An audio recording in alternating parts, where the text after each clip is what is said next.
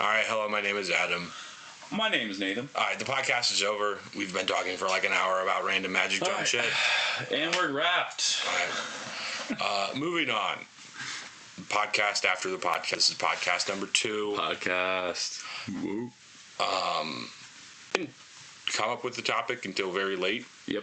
I want to say yesterday we decided that I would talk about one of the decks that I've played a few times. It's probably the deck most in recent memory. For sure. I like to call it blowing your friends with money. Accurate. Because that's about all it is. It is I hate saying it. It's the Remnant of Memnarch. It's the 5-color Mirror Commander. Very popular. It's the only legendary mirror. It's Ever been printed. Yeah. It's 5-color. I'll just read off its abilities. It's a legendary artifact creature, mirror. Whenever you cast a mirror spell, create a 1/1 colorless mirror artifact creature token. At the beginning of combat on your turn, untap each mirror you control. Then for Wooburg, tap, put 3 +1/+1 counters on each mirror you control. Activate only during your turn. Very important, it is only during your turn. It is not as a sorcery. There's a small difference there. And we can talk about that, because it's one of the things that I like to do with the deck. I believe it. It's 5-color. I set out, the reason why I call it bullying your friends with money is because back in 2019, 2020, I set out to own a copy of each of the original Dueling. That was like just a goal that I had. And I accomplished that. Yeah, buddy. So I just put him in this deck. We were talking about the mana base on this deck. And I have it plugged into Moxfield. I'll probably make it not private, so that way people can look at it and Nathan can put it in. Yeah, I can put it in with the podcast. So people can look at what I'm currently using in this deck. And I look at the mana base. The mana base the mana base is the deck. Yeah, for sure. I'm not gonna sit here and pretend that there's not other really good cards in the deck, because there are, right?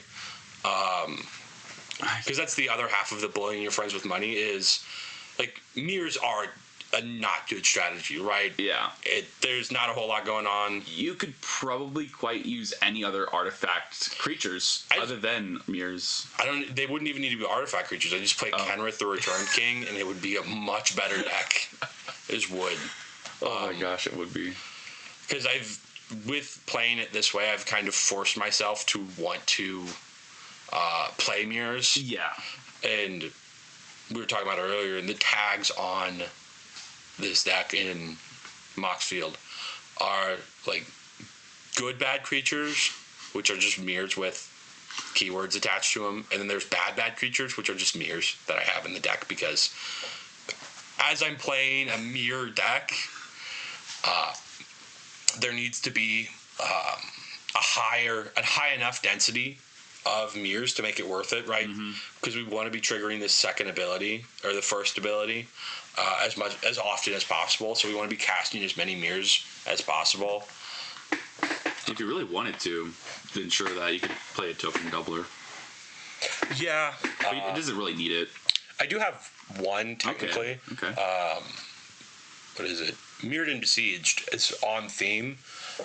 Whenever I cast an artifact, I get a 1/1 mirror. So it increases there. So if I have Mirrored and Besieged and Urtet, that was his name. Urtet out, I'll make 2 mirrors for every mirror I cast. Great value. Yeah. And then pumping them up. And then pump them up. And we could talk about that, because you brought it up that you wanted to understand what I meant by why it's important. So with one of the other very powerful cards that I have in the deck is Cryptolith Right. Yeah.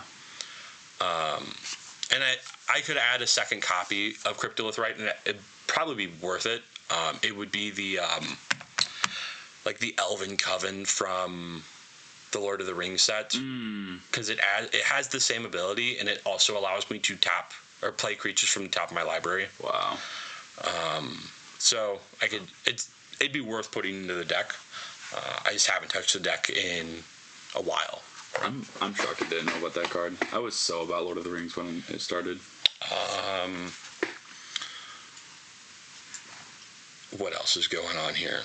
Oh yeah, the reason why it's important is if I have something like Cryptolith Right out,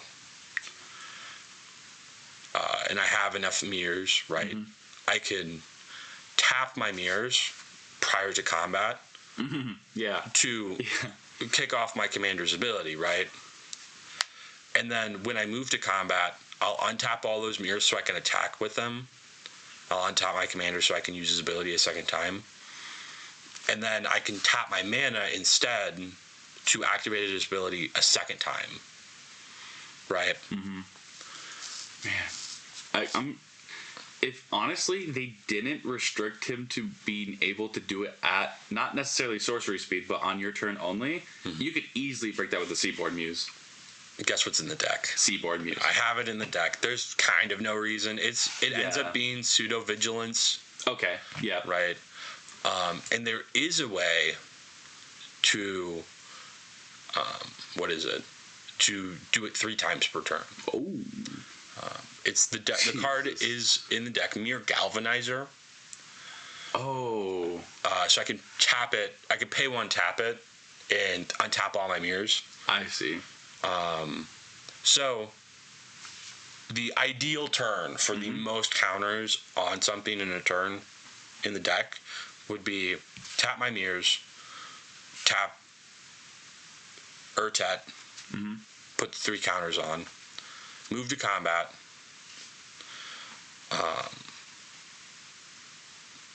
trigger on this, or tap my mana, tap Urtet, put 3 more. Then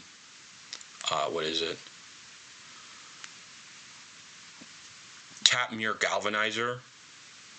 So then untap everything else? To untap all of my, to untap all of my mirrors. I guess, so I would want to use the mana on the very last one. So the second one, I would tap my mirrors again, tap my commander. Then I would use MYR Galvanizer to untap all of my mirrors, tap my mana, tap my commander. And that would be 9 +1/+1 counters on everything. Yep. And then everything's still able to swing. So it takes all of my garbage mirrors from 1/1, 2 mana 1/1s, and do nothing 1/1s to do nothing 10/10s. Dude. Do nothing 10/10. And you have green, so you don't even need trample, but because you'll probably have so many after cast. You need to cast a mirror spell to get 2 more mirrors, is it? Yeah, it's every mirror. Okay. If I have mirrored and besieged, and if I have. And how many total mirrors would you have independently? Creatures, like good creatures, bad creatures, good creatures. Total mirror count is 32. Okay, then you double that because of that enchantment. If you were to play perfectly. Yeah, if I were to play every mirror and have everything hit the table in exactly perfect order, I would create a theoretical maximum of 90. Okay. More than enough to get there. Yeah, more than enough to cross the finish line. 30 should get you there. I would say. But 4 should get me there. Yeah, no. I'm just saying, having 30 of anything in a deck is just my sweet number that I like using. I want to say at the end of most games where things go perfectly, things go swimming, well, I end up somewhere in the realm of 10 to 15. Then we talk about closers, right? The reason why I say 4 should be enough is because I play cards like Triumph of the Horde, call it a day. Triumph of the Horde, give them all infect, so I only need to do 10 damage, and it gives them trample. Or a Chroma's Memorial, right? Give them all haste, vigilance, flying, first strike, protection from red and green, or red and black. I think that's everything on here. And honestly, it's like you just need like one player to run interaction, right? And then then cards like Triumph of the Horde don't seem like they're that broken or like, oh man, you really probably shouldn't. That's extra mean. But it's just like, well, you get my commander out. None of them have counters on them. Yeah. And it's just like I have a 2/2 with Infect. Yeah. Which still, I guess, if you want to look at it, could be scary, but not as bad. That's why you call it bullying your friends with money. Yep. I'll keep repeating this because it is so funny to me. This deck takes advantage of the poor. The casual commanders and their seeming like inability to run interaction in decks. Right? Because this deck folds to like it can't fight its way out of a wet paper bag if you cast one removal spell at some of its key pieces. Yeah. But the problem is most decks don't run a sufficient quantity of interaction. Mm-hmm. So I'm able to get away with like, I just make a ton of junk and you can't deal with it. Why? Because you probably just aren't playing enough things to deal with it. Yeah.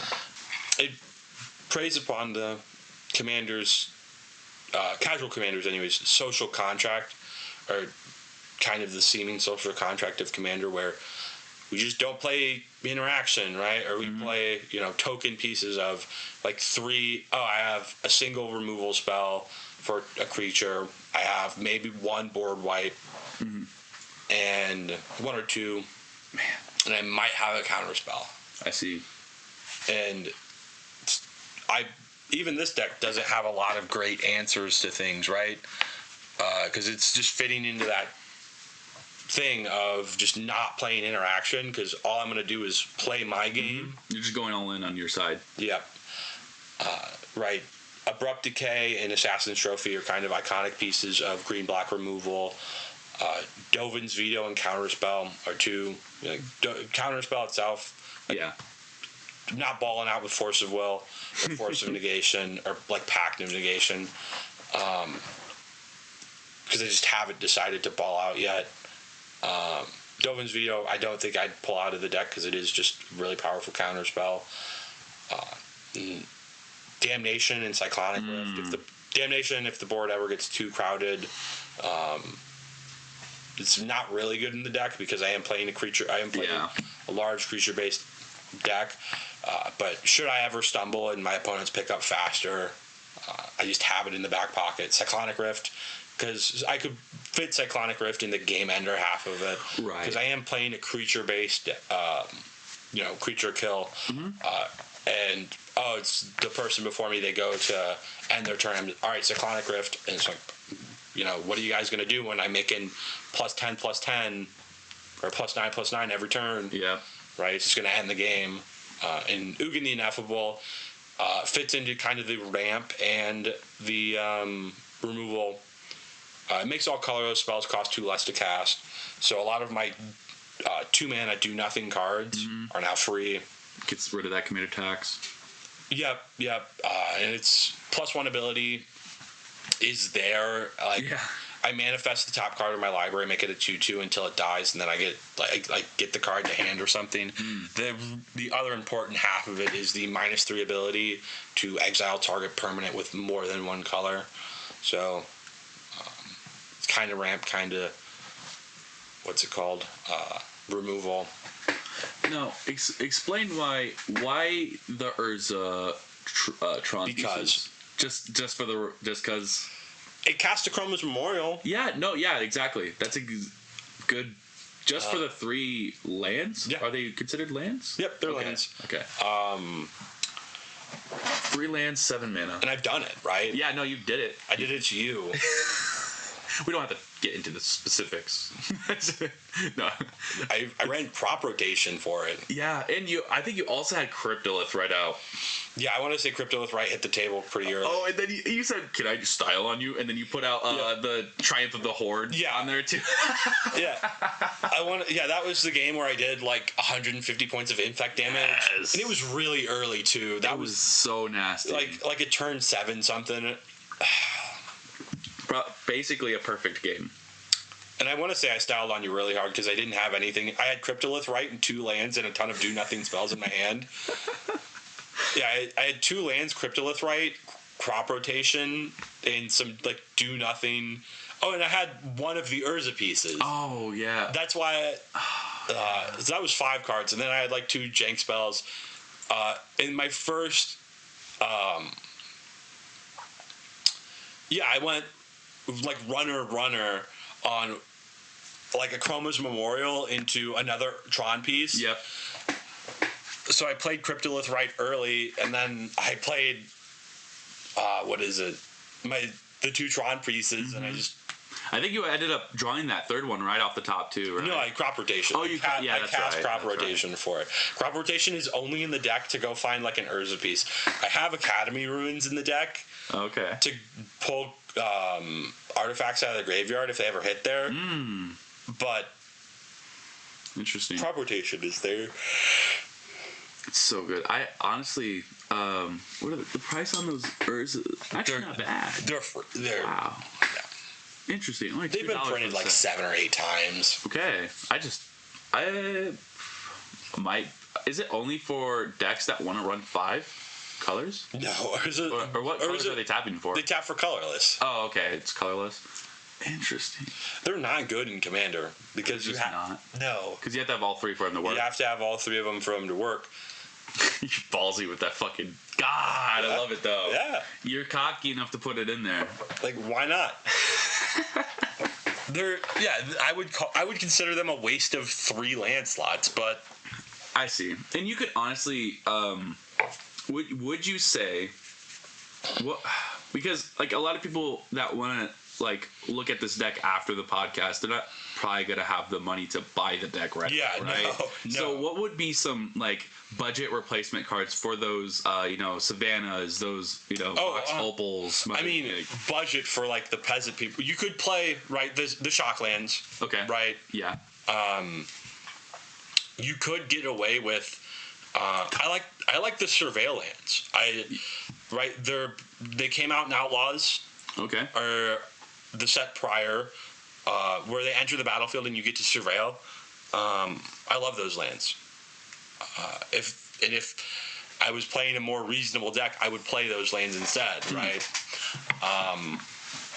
What else is there? You'd still probably run a lot of the Triomes. The Triomes themselves aren't budget friendly. Yeah. So the first thing, if I was going to make a more budget friendly version of this deck, you'd have to like blow up the mana base. Yeah. It just doesn't work. Because the mana base is fetch lands, fetchables, command tower because I have extra copies of it, the Tron lands, and Exotic Orchard because I had a copy of it, right? I see. An Exotic Orchard should be Path of Ancestry because I have a copy of that somewhere in the house. I just need to go find it. I don't even think I need to go find it. I think it's on the shelf right there. Just looking at us. I think I saw it yesterday while I was messing around. Because that's where the majority of the price comes from, definitely. Yeah. That and back to styling on people with money, there's a very extensive tutor package, right? You probably have like the majority of the tutors. I have I want to say all of the 1-mana tutors, right? I have Vampiric Tutor. I have Demonic Tutor. I'm playing artifacts, so Enlightened Tutor fits. Worldly Tutor because I'm playing a creature-heavy deck.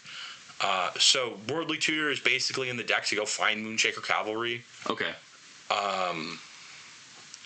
I don't think there's really any other creature in the deck that I would like. Near Battlesphere is fine, but it's in the deck to go find. It's my second copy of Moonshaker Cavalry.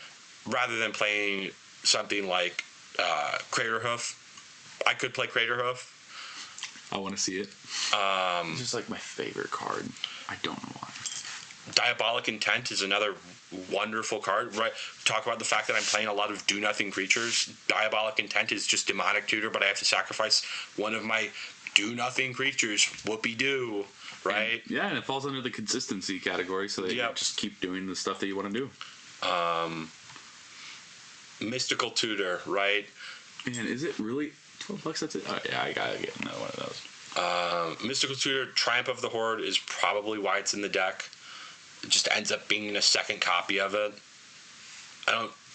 Yeah, I can also go find a removal spell or a board wipe. Should I? Okay, yeah, it goes. It's very situational. It finds Triumph of the Horde and Cyclonic Rift. It finds me a way to end the game. Finds you an answer. Crop rotation. Again, is like it's there to find maybe one or two of my utility lands. My one utility land being the what's it called? The Academy Ruins. Mm-hmm. Would you keep the Tron pieces, or would you just replace those with better lands? I would replace. I'm not going. For most people. Like most people, you just don't. Yeah, it's just a personal thing. I like them. I like them too because when they're online, it's great. Yeah, when they're online, it's great. It's just they're so easy to just remove. I didn't even think about that. Why are they easy to remove? Are they artifacts? No, they're just lands. They're just lands, but like I don't know. I don't remove. I guess land removal. Social contract. No one runs land destruction. And no one runs a lot of land destruction. You see like Field of Ruin, right? Stuff that like a non-basic land maybe every once in a while. Very interesting. And then Value Town. Yeah, there's not a lot. It's Villainous Wealth. Villainous Wealth is a card that doesn't need to be in. It's another slot that My Precious. My Precious, yeah. Villainous Wealth, I love. Value Town, Seedborn Muse. It's there. It's like a $9 card that you could. I really like it for the Vigilance. No. Or just the untap effect. It shouldn't be in the deck. It really shouldn't. It shouldn't. There's no reason for it to be in the deck. You could. Oh my god, there could be such a better card for that slot. Yeah. There are so many better cards. But Seedborn Muse was one of those cards where, like, when I was getting into Magic, it's like, oh, it's so great. Right. So I just played it. But like Will o' the Wisp, it's untap a creature, draw a card. Yeah. It's like just better. I get it. There's better things. Well, that was one of the things that I thought about while I was putting this into Moxfield. I was like, yeah, this is a bad deck. This is a very bad deck. I see what you're saying, because it's like individually it looks like dog. Yeah. But like it works cohesively. Yeah. Because it's good at that. Just I guess removal.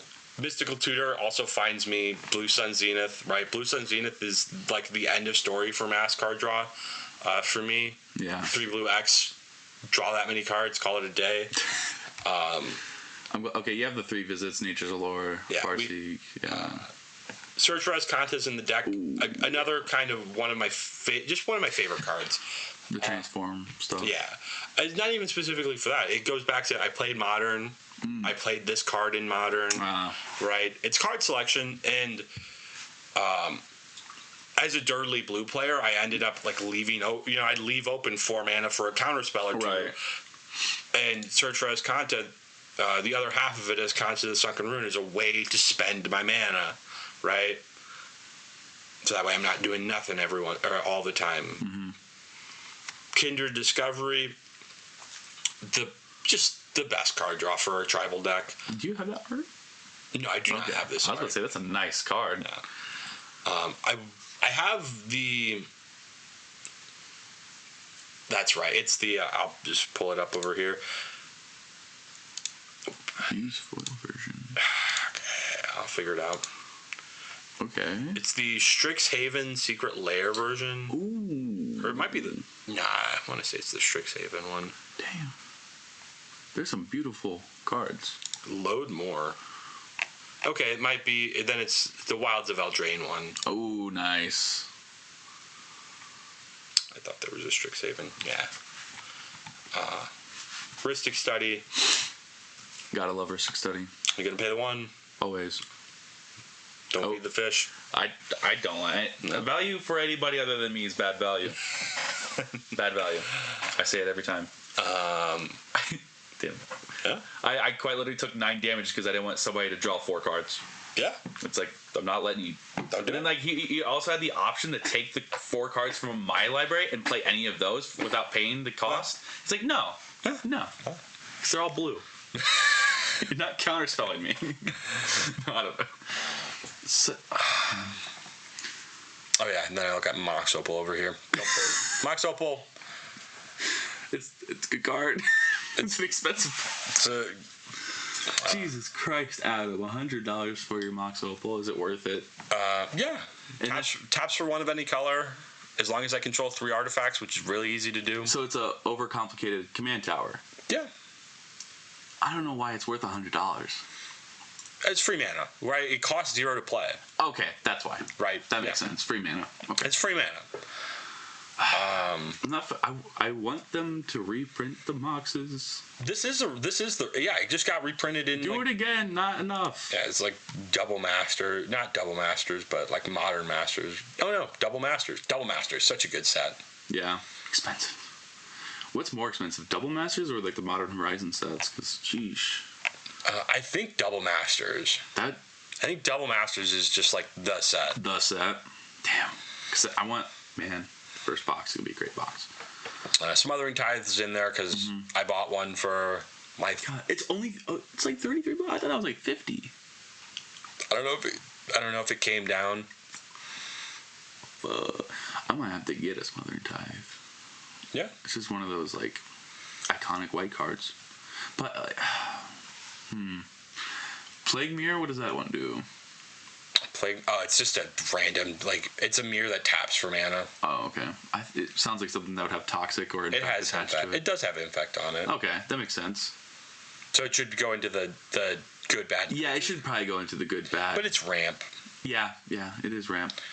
All of the mirrors that you'll see in here tap for a color. Oh, man. What about all these, like, Scrubland?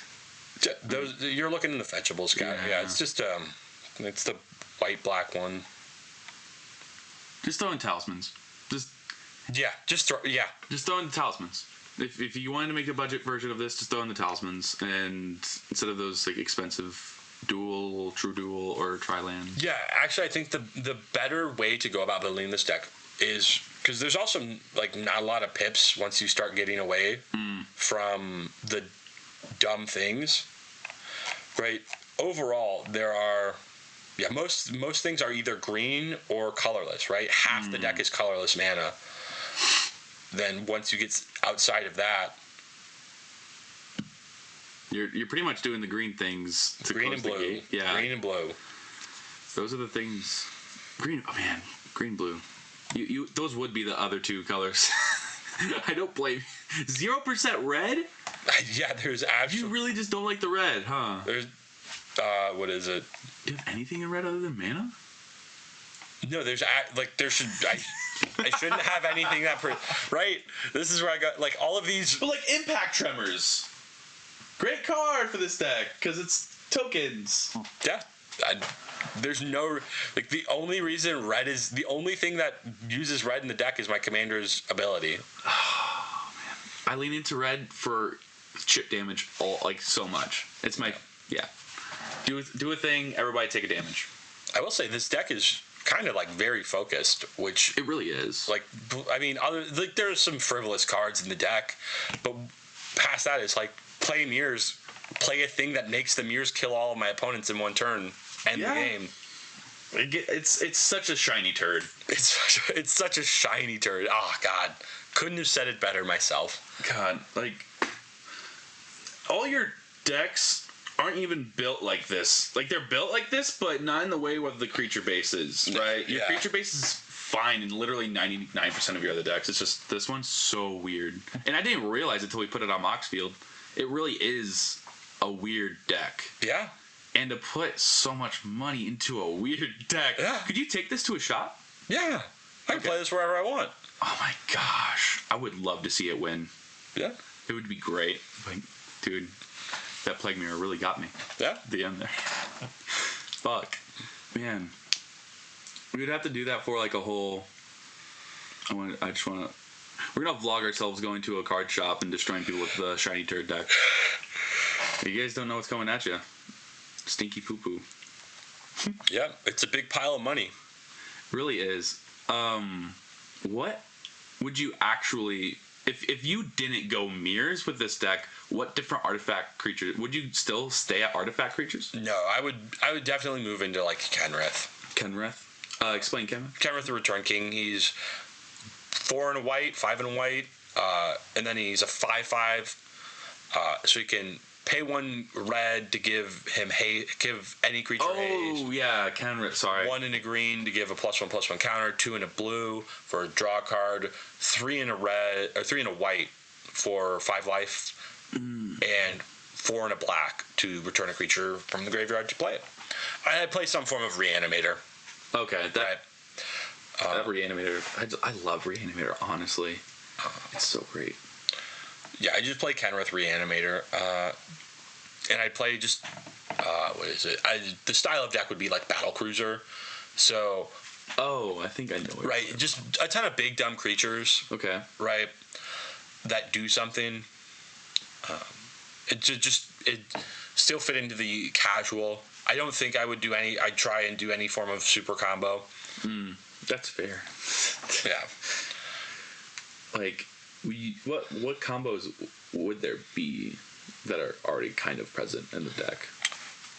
So the first thing that comes to mind is something like Faber Elder and Bloom Tender, with some like freed from the real, pay 1 blue to untap untap the enchanted permanent, and Bloom Tender and Faber Elder tap for 1 of each color.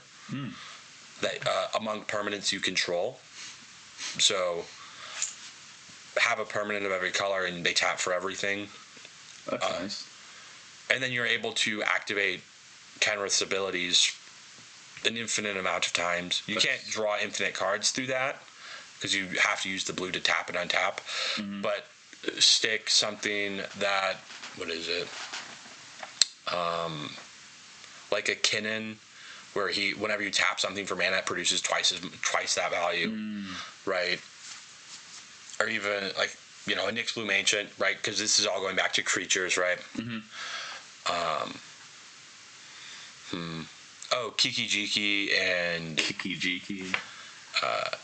like Deceiver Exarch, I think. 'Cause it's just like 2-card creature combos.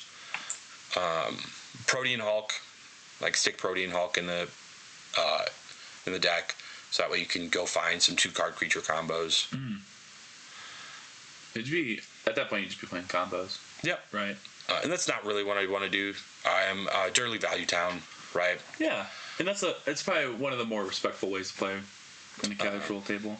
Which actually, I think, speaking of casual and the interaction stuff we were talking about earlier, I think people should just have maybe not 10, but damn near close to 10 just slotted for interaction in every deck. I think that should be the minimum value, right? It's not high end. I think that's like, if you do not have 10 pieces of remove something from the board, you're probably not playing enough. And so the interaction thing isn't to like, hose your opponents. It's not to it's not to punch down or punch up. I guess I shouldn't say it's not to punch down, but it is definitely to punch up, right? Interaction is like the great equalizer. It just makes more decks more equal. So power level becomes less of a problem when everyone at the table has a way to deal with a thing. So if you're playing with 4 people and one person becomes arch enemy, he's going to catch a lot of removal.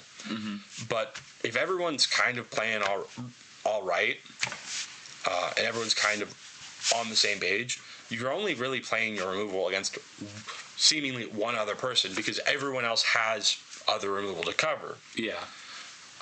And then Probably more defensively. Right, you are the arch enemy, so you're catching a ton of removal. Chances are there's someone across the table from you that is not doing anything, right? Yeah. So then the game balances itself out, because you have 2 people that are doing all right.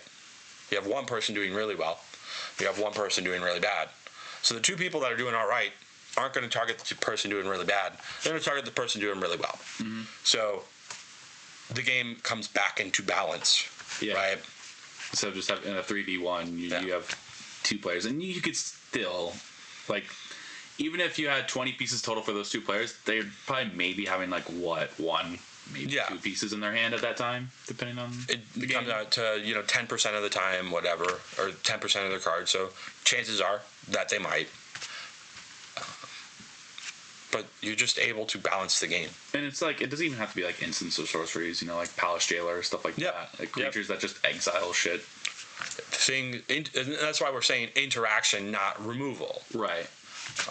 Because even bounce spells fall into that category of return the tempo plays, put it back in your hand. I know you just did that.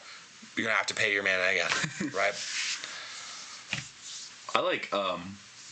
I actually genuinely love cards that exchange value for interaction. So it's like I'm being mean, but you get a gift. Yeah. And it makes the blow a little softer. Your Beast Within style cards, your generous gifts. Oh, I'm removing your permanent. Here is a 3/3 elf. Yes. Or elephant. Elephant. Elf. 3. Elephant. 3/3 elephant. And what is it? Is it Swords to Plowshares that gives you life in exchange? Yep. And that I actually just love Swords to Plowshares, and it's sometimes where it's just like near the end of the game I won't use it. Yeah. Even if it's like that one big thing is in my way, I can't get rid of it. Life total becomes such a bitch when it's the last like 3 turns, and you're like you're both on your like last fucking knee. Guy has a big creature out of nowhere. You have an interaction piece, but then you're like, the game would last 5, maybe 6 more turns if I use this. Yeah. Is it worth it? Yeah. Sometimes it is, but most of the time for me, I like to just get the game over with. Yeah. Let's play another one. Yeah. Did you put any? I don't think there's much left to talk about here. I could go over the bad mirror creatures in the good mirror creatures, but at the end of the day, like, type in mirror into Scryfall and find the ones that fit. Pretty much. And I think you said that you have literally every mirror. I want to say, when I went out and bought them, because they all fall into the, like, Mirror Superion ends up, or Mirror Welder or whatever, very few of them are actually worth more than $3, and when when I'm throwing money at the problem, $3 a pop ain't nothing. no. Especially when you get the fucking Mox. I'm sorry, I just can't. Moxes are great, but it's insane. It's $100. Yeah. Well, and then $3 is the high end when the average is like 50 cents on these mirrors. This has been fun. This has been fun. The mirror deck is the best shiny turd that your friends will hate. Yeah. So, run this shit. Yeah. Pun intended. Yeah, that's why I laughed so hard. Next week, we should talk about maybe one of my decks. Yeah. Just to mix it up, I guess. I would love to talk about my Lord of the Rings deck, my Humans deck. Okay. I tuned it in recently. It seems to be winning games in a lot of the pods. Don't think it would win me a game against you. It's definitely a 4-player commander style. And that honestly seems to be a lot of my decks. Yeah. It's not good for 1v1, but it's still fun. What's the commander that you settled on? Irwin, Shield Maiden. Okay. It's not the Argon or Aragorn, because I think if I was running Aragorn, I would have to lean more into the Monarch maybe. Okay. And keeping the Monarch itself. Yeah. I'm not a big fan of that. And I had so many humans in the collection. Yeah. This was like my last hurrah into the humans thing, and if I couldn't make it work. Yeah. But it seems to be working really well now. So I guess that's where I'm keeping it. Winning games. That's what I wanted to do. Yeah. All right. Hit us up at EVRYBAGEL@gmail.com if you have anything you want to send our way. Either way, remember, have a good morning, good afternoon, good evening, wherever you are. Don't forget to try everything.